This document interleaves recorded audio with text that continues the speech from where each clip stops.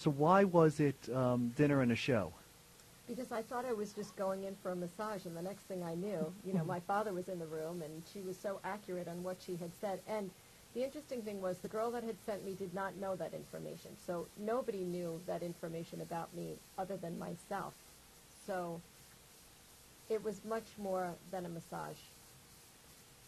I never know what I'm going to do when a person comes into my office. Now, I know you mentioned that in some of the materials you gave me before our show that you don't know.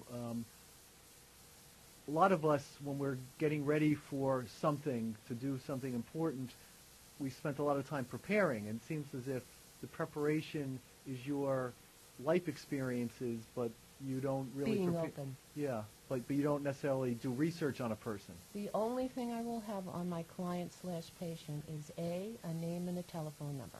When they come in, I go into my treatment room, and I could be in the physical body, the emotional body, intellectual body, or the spiritual body with somebody.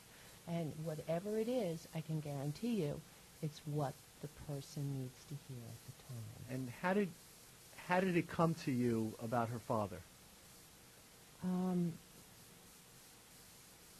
It's not like I see things or hear things. It's a sense.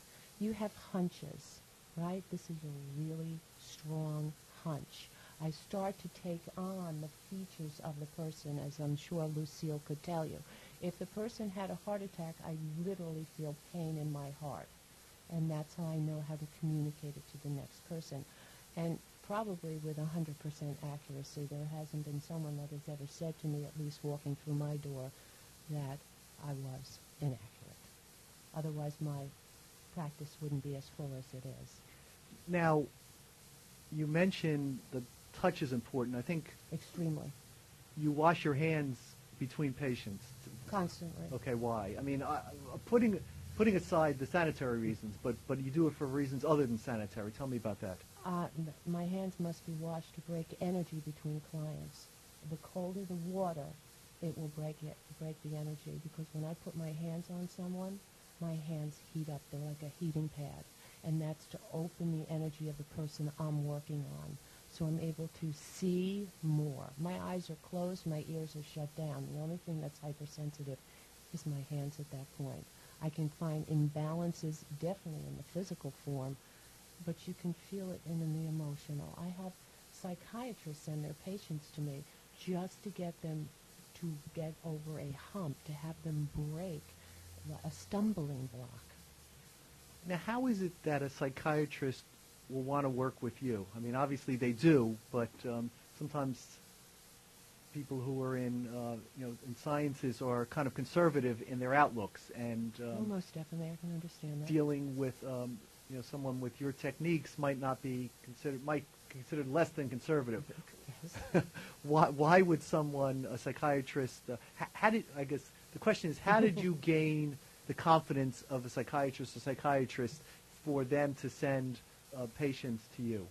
Because time and time again, I was accurate on my senses. I guess that's the best way I can say it, the sense. And it helped their client, which became my client, because it's very reassuring for people that you can sit there and explain to them how they feel without them expressing to you how they feel. They feel like very warm and close to you because you get them. So then I can get deeper into it. I had a psychiatrist send a woman to me one time, and she came through my door, again, only name and number, and I asked her. She was numb, totally numb. And I said, how? Who sent you to me? And she gave me the name of the doctor. And I couldn't get anything other than numbness around this woman. And I kept dancing around her energy.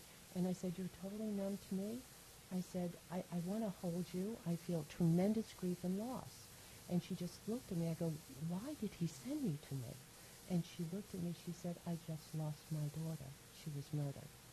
And from there, we just went on into a dialogue, which is extremely personal, and I don't share that. But she was devastated. And it just helped her that I could see it and open up more of her emotions. Then when she went back to her doctor, the doctor was able to get deeper into her, to help her. I am not a psychiatrist. I am not a psychological therapist. I read emotions, and that's what's soothing, and that's what helps their patients to get to the next point. Is it unusual for a massage therapist to have dialogue, the type of dialogue that you have? I understand you might have chit-chat, but that's different than what you're explaining here. I am sure, I don't want to speak for every massage therapist out there. I have a lot of respect for my profession. I'm sure there are a lot of people out there that do experience some of what I experience indifferently, just like I may not experience what they do. And the type of dialogue, I don't want you to reveal any secrets, but No. What type of dialogue would you have with someone which would help you uncover their imbalances? Well, let's just say that a doctor, a psychiatrist would send a person to me because they feel that that person might have been abused as a child or sexually attacked, and maybe it is very suppressed in the human being. I can put my hands on it, and I can have visuals of something like that occurring. Now, I understand that if someone's mother, while carrying a baby, had a traumatic effect, that might carry on for the... most definitely. Okay, and Most definitely. In what way, and how do you understand that? Well, let's just say a mother, while she's carrying a child in vitro, let's just say she lost a mother or a father, or she had become very ill, or even a spouse. That's grief. That's loss. That will show up. That tension will show up in the child. So later on down the road, when that child's 5, 6, 7, 8, you can see this child have anxiety. You can see this child have stress, and it could lead into other areas. Definitely you can see that it has developed the core, the beginning point, could have been in vitro with the mother. A lot of times I have even said that to a mother when they bring children into me. Mothers bring children into me who are like 5 and 6 years old that are going anorexic, and then I have to pull it all the way back to in vitro.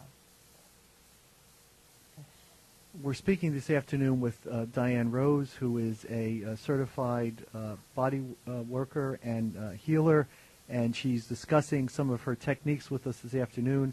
Also, I guess, patient, is that the right word? I don't want to...